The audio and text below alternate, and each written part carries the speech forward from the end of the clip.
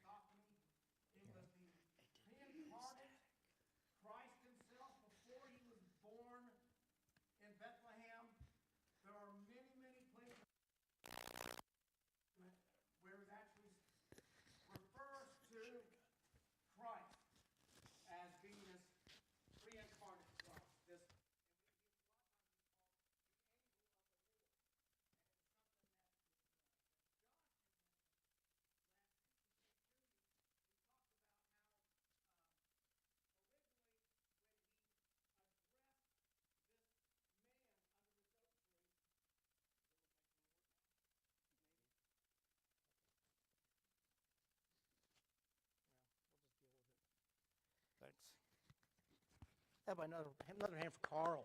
Good job, Carl. So, anyway,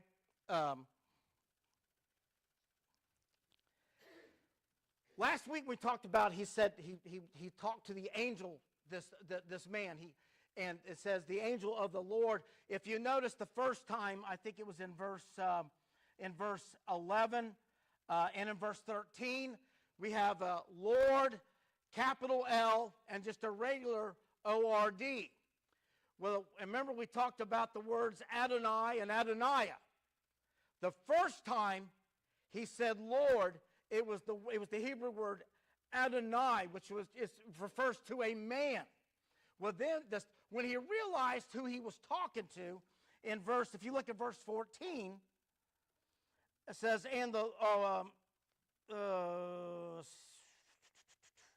the verse 14, it says, and the Lord looked upon him and said, it's a capital L, capital O, capital R, and capital D. It is actually a separate word, Adoniah, which means God.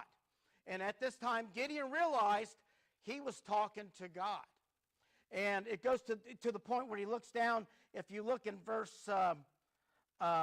20, verse 22, says, and when Gideon perceived that he was an angel of the Lord, Gideon also said, alas, O Lord God, because I have seen an angel of the Lord face to face. He thought he was going to die. Because if you remember the time of Moses, when Moses told God, he says, I want to see you. He says, you cannot see me, but what I will do is I'll hold my hand over you and I will pass by, and you will see where I've been, because no man can see my face and live. Well, I believe that was God as God the Father. I don't believe it was God as in the Son of God. But here, he sees the Son of God, because there's many times, just like in the Garden of Eden, I believe it was Jesus that walked with Adam through the cool of the Garden of Eden, the cool of the evening. I believe that was the communion he had. We were made in the image of God. So that is one of the forms, God the Son. So he says that when he sees that this is the Lord, he wants to do something. He goes, wait right here. And he goes, verse 18. Depart not hence, I pray thee, until I come unto thee, and bring forth my present, and set it before thee.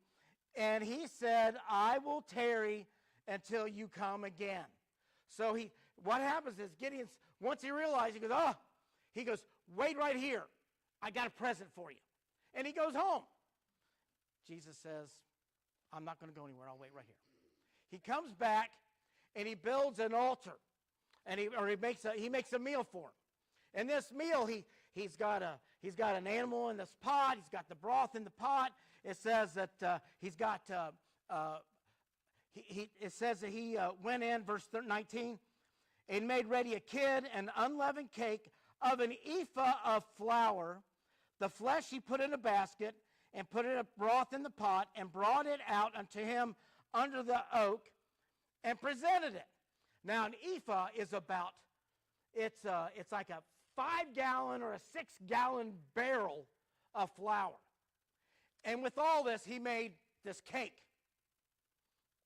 Now you got to remember, what was Gideon doing right before this angel of the Lord showed up? He was trying to gather just enough wheat to feed his family. But here he goes, I'm going to bring you a 5-gallon bucket full. And he brings this meal, and he sets it there in front of him. And the angel of the Lord said to him, verse 20, take the flesh and unleavened cakes, and lay them upon this rock, and pour out the broth. And he did so. Then the angel of the Lord put forth the end of the staff that was in his hand, and he touched the flesh and the unleavened cakes, and there rose up fire out of the rock, consumed the flesh and the unleavened cakes. Then the angel of the Lord departed out of his sight. So he sets all the stuff on this rock, and all of a sudden, the angel of the Lord with the staff, he touches it. The rock explodes in fire and burns everything up.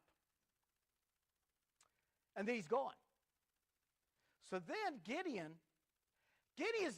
he's already heard this decree.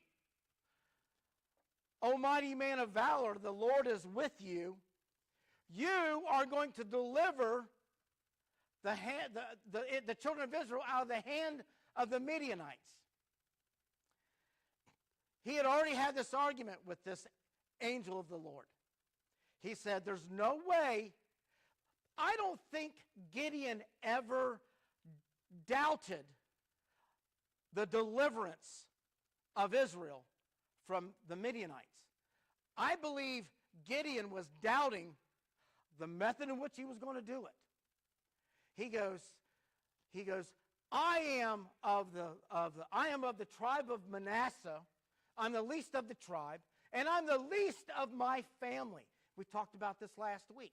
He was trying to tell Jesus that you got the wrong man.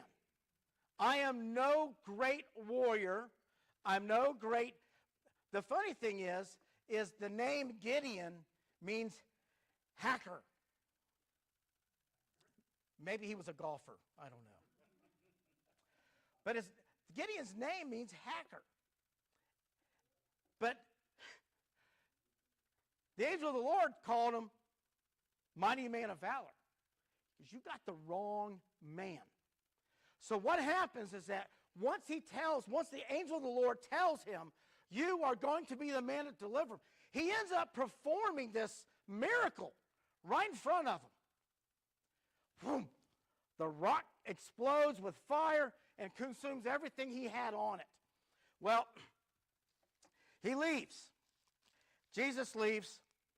And verse 24, Gideon built an altar there unto the Lord and called it Jehovah Shalom, which means God of peace. So look over in verse 25.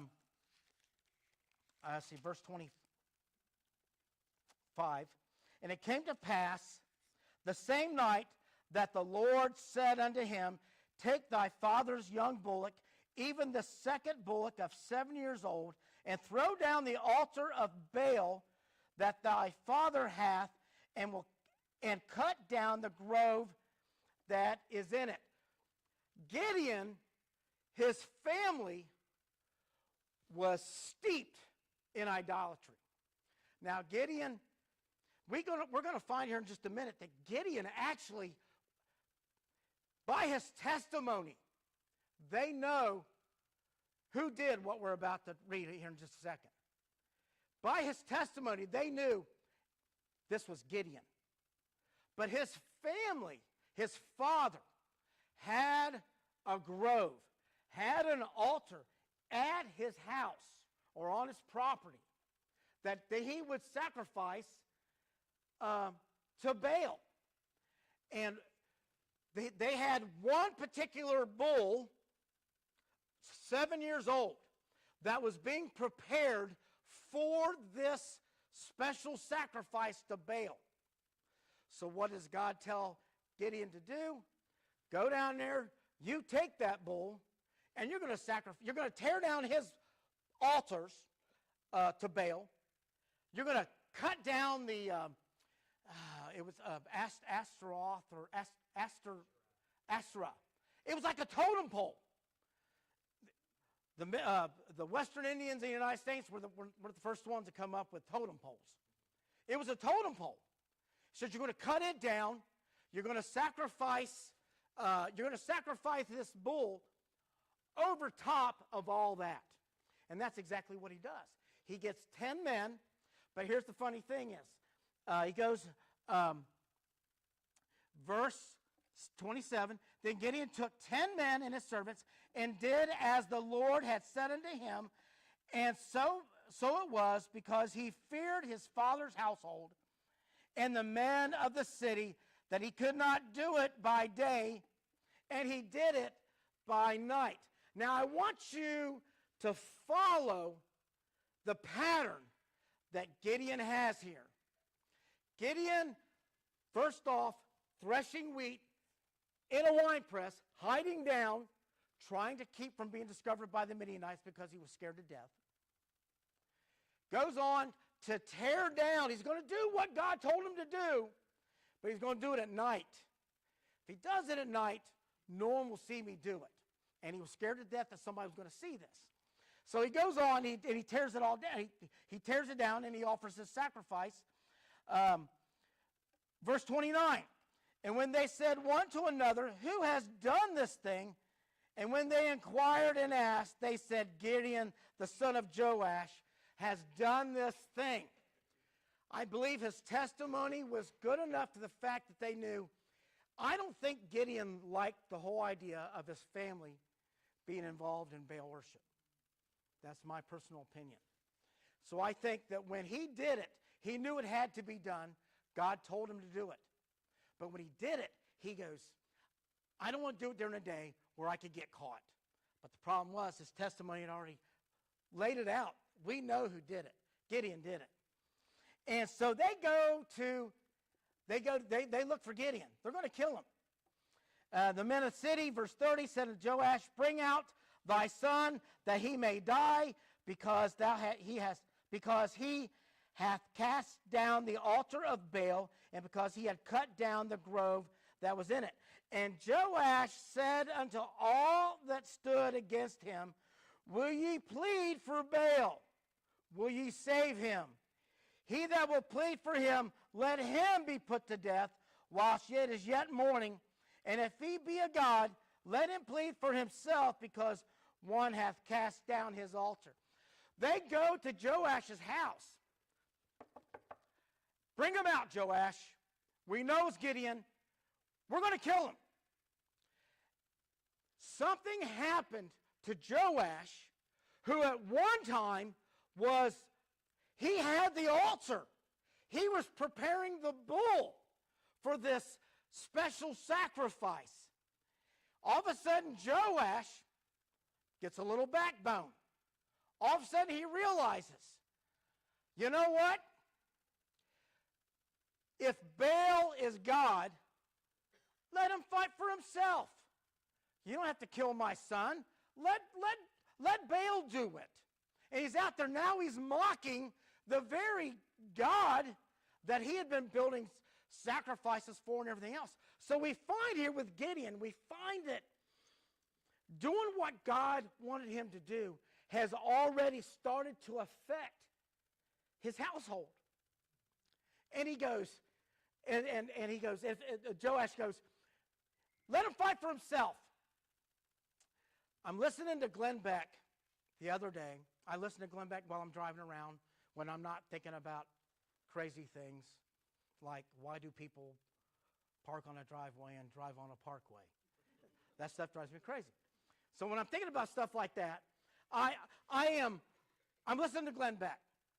And Glenn Beck had a guy on there, and I caught just part of it because I had done an inspection, and I was coming back out into my car, started up, and I was catching the end of it. And this guy was talking about recently we've had these synagogues have been attacked and everything else. Well, one of the guys that they caught, I guess, that was doing this, and I caught part of it. He said he did it because he didn't like the fact that everybody was making Allah look bad. I don't know, did you guys hear about this at all? No, everybody's looking at me with a confused look. This guy said that one of the guys that got arrested said he was doing this stuff because he was trying to prove a point that Allah is stronger than what he's getting credit for. I say, let Allah fight for himself. Let him fight for himself. But that's what Joash said right here. If he's a God, he'll take care of this. All of a sudden now Joash is having this turn, this change of heart.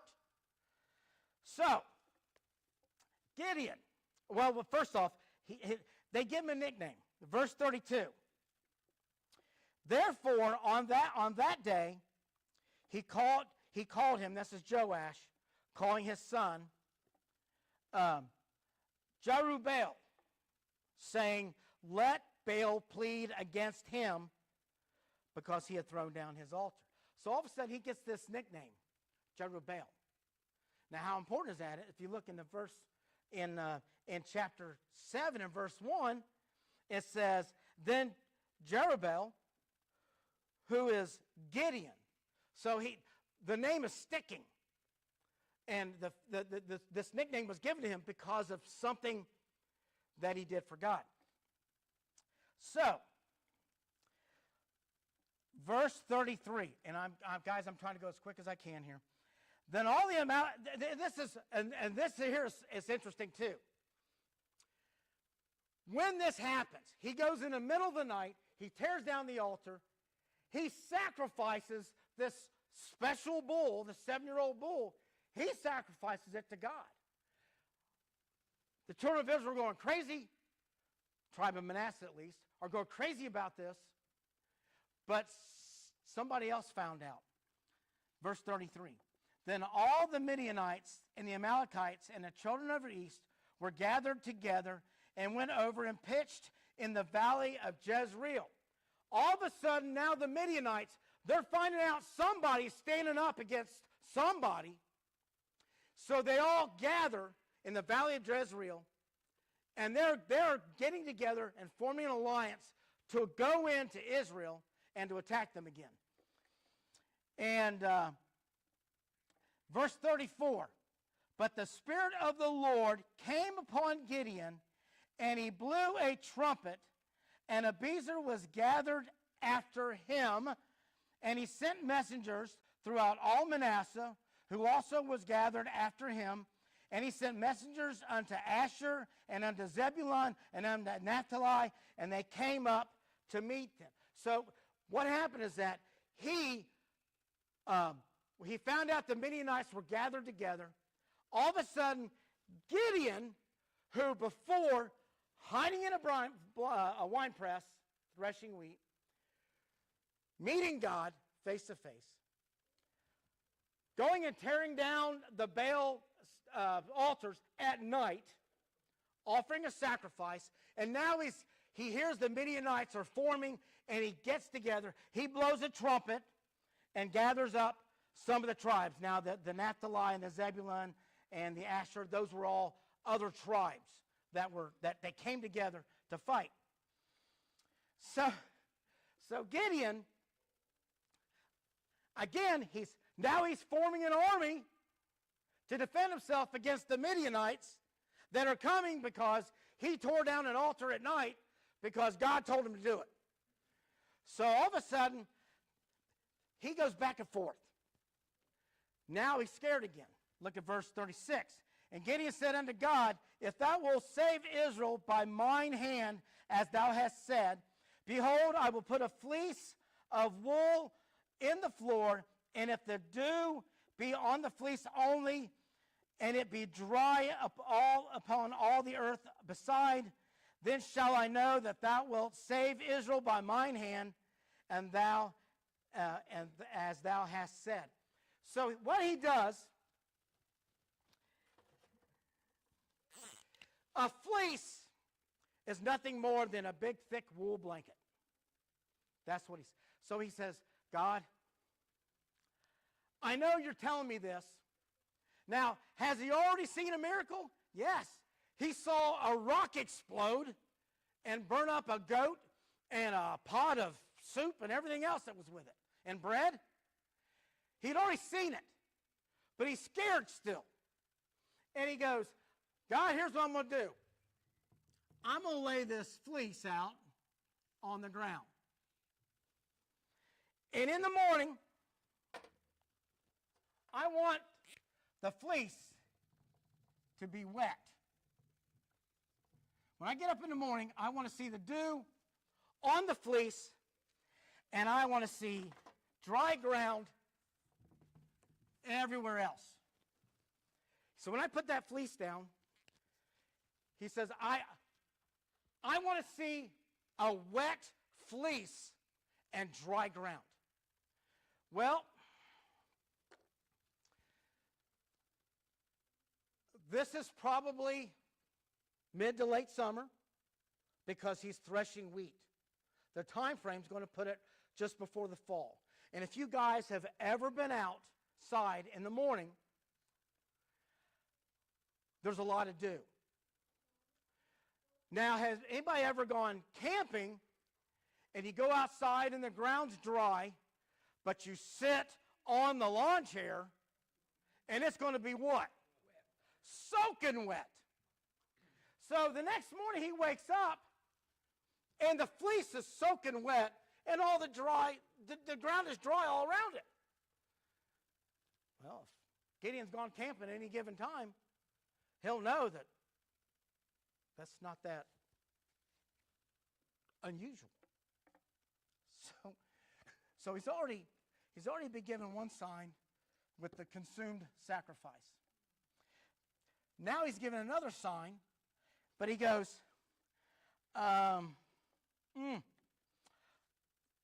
verse 37, and I will put a fleece out.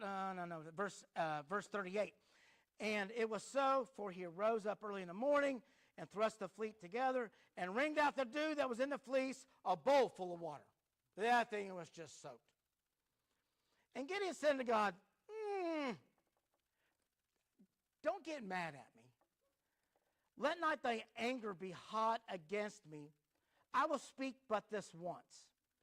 Let me prove, I pray thee, but this once with the fleece. Let it now be dry only upon the fleece, and upon the ground let there be dew.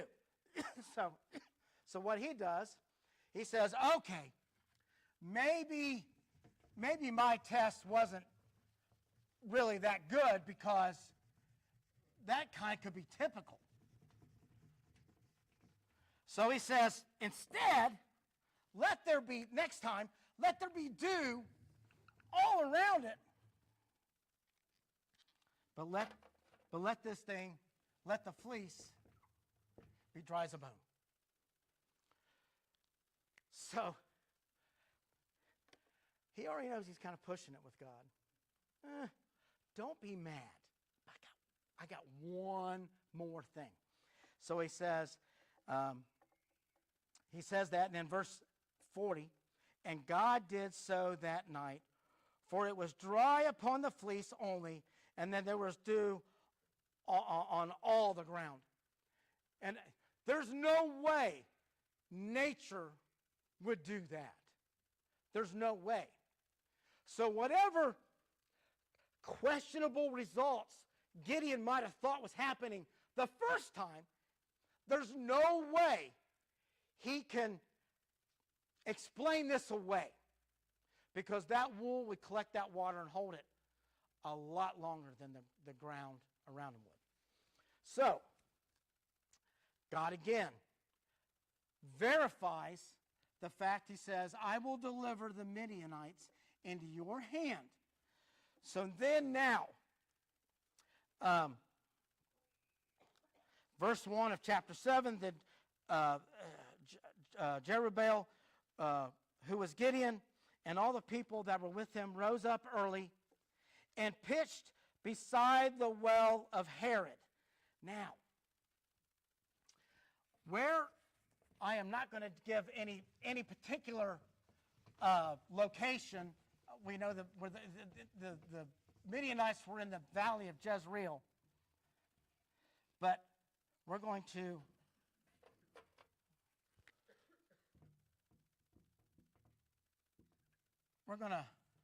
just very quickly put some little tents up. Maybe there's a little fire going on in the middle of the camp. The Midianites were there. So we got this little fire going on in this camp with the Midianites. We find in chapter 8 that there were 135,000 Midianites and Amalekites and people of the east that had come in and were in this camp. About 5 miles away, it's actually to the northeast. 5 miles away, in a place called, I don't know if I'm spelling it right. The well of Herod. Now, this is what I think is interesting, and I kind of had to look this up right before church started, because I meant to look it up earlier and I forgot, but I remember there was something about it. It said in the verse 1 of chapter 7, they rose up early and pitched beside the well of Herod. I spelled it right. So that the host of the Midianites were on the north side of them by the hill of Morah in the valley, which is the valley of Jezreel. So they're about 5 miles away. They're at a place called the well of Herod. Now, the Hebrew word for Herod here is trembling. It was the fountain of trembling. So what do you think Gideon was doing at this time? He was trembling. He was scared to death. He'd already tried to get out of this I don't know how many times with God. You got the wrong guy. Sure it's me? If it's me, I want you to prove it. Now, I'm going to tell you something. You've heard a lot of times they talk about putting out the fleece of Gideon. If you're trying to determine what God's will is, I don't know if God wants me to do this or not. I might throw out the fleece and see what happens. That's not biblical. Now, at the time of Gideon, was it? I think it showed his unfaithfulness or his distrust in what was about to take place. I don't necessarily see anything wrong with what he did at that time, but God went through with every bit of it. So that tells me that obviously God was okay with what Gideon was doing.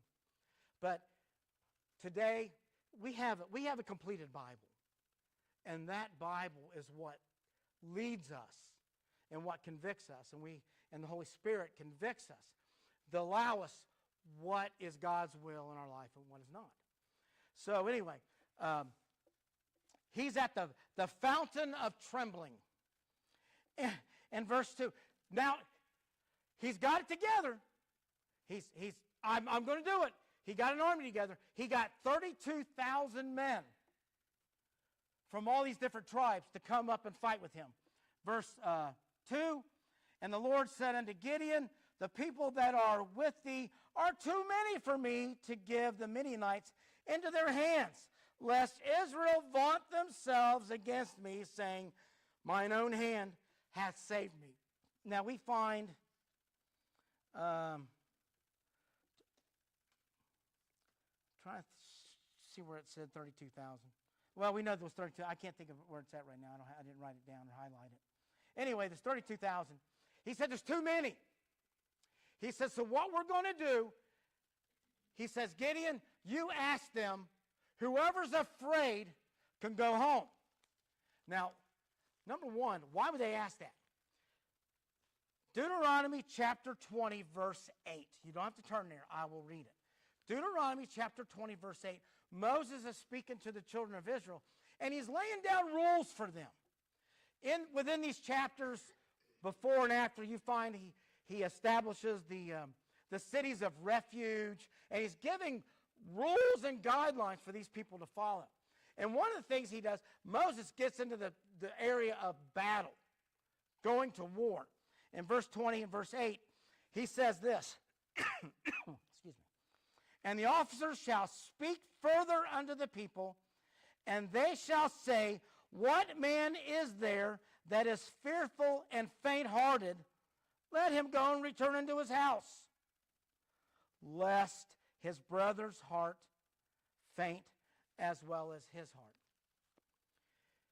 God looked at Gideon and said, Gideon, the first thing you need to do is say, whoever's afraid, go home. 20,000 men got up and walked out. And so he's left with just 10,000 men left over. 10,000 change. And they know that fear is contagious. And they thought if they get a guy in here that's afraid, he's going to convince others why he's afraid. Then they'll become afraid. So he had to get rid of them. Anybody that, he says in verse 3, now therefore go to proclaim into the ears of the people, saying, whosoever is fearful and afraid, let him return and depart early from Mount Gilead. And then returned the people, 22,000, and there remained 10,000. I was trying to figure out what 32,000 was. That was it. So 22,000 people left. 10,000 are left. Now, you got to think about this. As a soldier, you've been called in by this man Gideon to come in and to fight against the Midianites, which had 135,000 men in their army, camped 5 miles from you. And all of a sudden he goes, God says, we got too many. Because if by chance you were to win, you could say, we did that. We didn't even need God. All it takes is for each soldier to kill 4 to 5 guys, and then we'll win the battle. It's too many. So he thins them down. So there's 10,000 left. And the Lord said unto Gideon, the people are yet too many. Bring them down unto the water, and I will try them for thee there. And it shall be that of whom I say unto thee, this shall go with thee, the same shall go with thee. And whomsoever I shall say unto thee, this shall not go with thee, the same shall not go. And he brought down the people unto the water, and the Lord said unto Gideon, every one that lappeth of the water with his tongue as a dog lappeth, him shalt thou set by himself. Likewise, every one that boweth down and drinketh, boweth down upon his knees to drink. So, and the number of them that lapped, putting their hands to their mouth, were 300 men, but the rest of the people bowed down upon the knees to drink water. So, and I'm going to do it. Wow, this ought to be interesting, climbing these steps. I'm going to get up here where you can see it. Sorry, Josh, you're going to have to follow me. What he did, he says, you bring them all down to the river, or a creek, whatever. And those guys who, oh, man, how I sacrifice for you people. You probably need, I need 2 guys, I need 2 strong men to lift me back up. What he would do, what he said is these soldiers, when they got down to the water, if they lapped them up in the water and drank like this, he kept them. But those guys who just put their faces right down in the water and sucked right out of the river, those guys went home. Well, come to find out, when it was all said and done, only 300 cupped their hands. And God said, those are the ones that's going to be, those are the ones that's going to be staying to fight. So it went to, let's all laugh at let's laugh at the guy who can't walk. Let's laugh at the stroke guy. It's family. They do that anyway. So anyway, now we're down to 300 men. So, and I have heard so many, and I've heard it preached. Well, what it is if they were looking and drinking, they were looking around, so they were being alert. They were being good soldiers. It could have been the other way around, and God would have said, all right, the guys that sucked the water out of the creek, they stay. God needed the small number. And he needed this number because we find, just like in the book of Judges, total, with all the judges, we find that there are incredible odds against something happening, but with God, it always came through. Amen. He always used the different, the disabled. I said this a couple weeks ago, when it comes to the book of Judges, disabilities need not disqualify. But the problem was, Gideon was, number 1, scared to death. Number 2, now he had an army of 300 men. So what happens? And we're in just a couple minutes, we'll be done. We're going into battle. Everybody gear up. Here we go. Let's just, for sake of skipping, we're going to go. He had 300 men. Verse 15 of chapter 7. And it was so when Gideon heard, there's the whole dream. I forgot about that. There was one other thing that happened. God told him, and I'm just going to paraphrase real quick. You can look at chapter 7 and see it. God told Gideon, if you're still afraid of what I'm having you to do with just 300 men, sneak down. Take one of your servants with you. Sneak down into the camp. So they're up here, and he sneaks down into camp at middle of the night. And he's outside one of these tents, and he's standing there with his buddy. And they're outside this tent. And they hear this Midianite wake up and tell his buddy in the tent, man, I had a terrible dream. What was the dream? I had a dream this big barley cake came in and on. You have to read the story. And the other guy says, I know what that dream means. That dream means Gideon's he's gonna beat us. And Gideon heard this, and Gideon was excited. So now, he's happy again. I find it unfortunate that it took two strange men to convince Gideon something that God had been telling Gideon the whole time. It took two men that he didn't know that said, this is going to happen. He goes, well, God must be right because these two people that I don't know his tent just said so. It's crazy. Well, then so verse 15, and it was so that when Gideon heard the telling of the dream and the interpretation thereof, that he worshipped and returned to the host of Israel and said, arise, for the Lord hath delivered into your hand the host of Midian. God said, well, I've been saying that the whole time.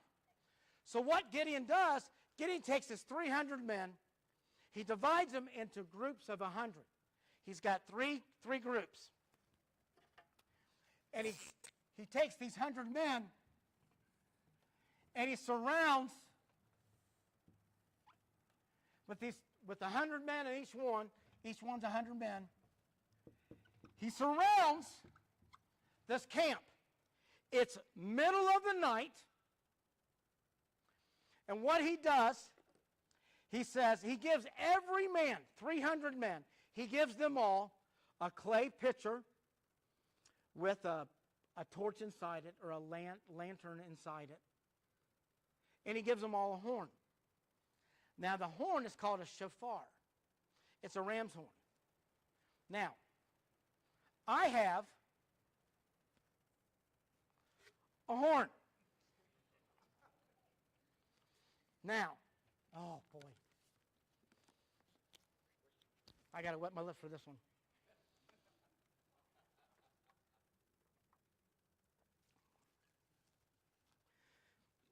What he does is he gets these men, middle of the night, all the way around this camp.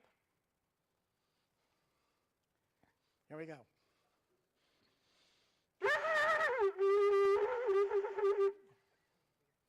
I had a stroke, people.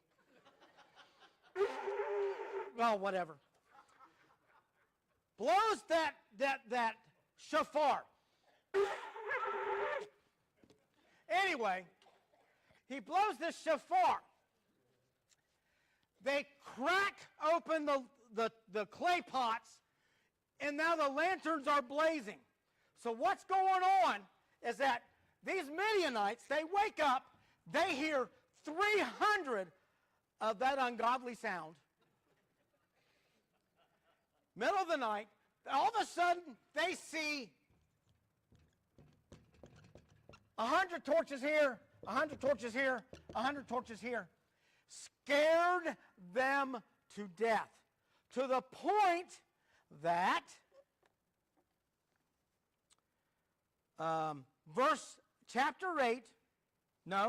chapter 7, verse 22. And the 300 blew the trumpets, and the Lord set every man's sword against his fellow, even throughout all of the host. 135,000 men woke up, scared to death, got their swords out, their spears out, whatever, and began killing each other.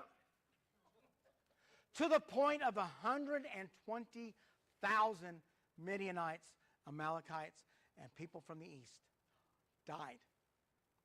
And Gideon didn't have to do a thing. We got to stop. Read on, you're going to find they won. Okay? There's one thing I want, the book of Judges, like I said before, the book of Judges, I always liked reading it. I like the history of it. I like the people of it. But Gideon is a great encouragement to people who have a hard time accepting themselves and believing that God can make anything out of them or do anything with them. That, I think, probably is what I want you guys to remember of Gideon. a man who had lowest on the lowest. And yet God was able to use him to deliver them from the hand of the Midianites. Okay, let's all stand.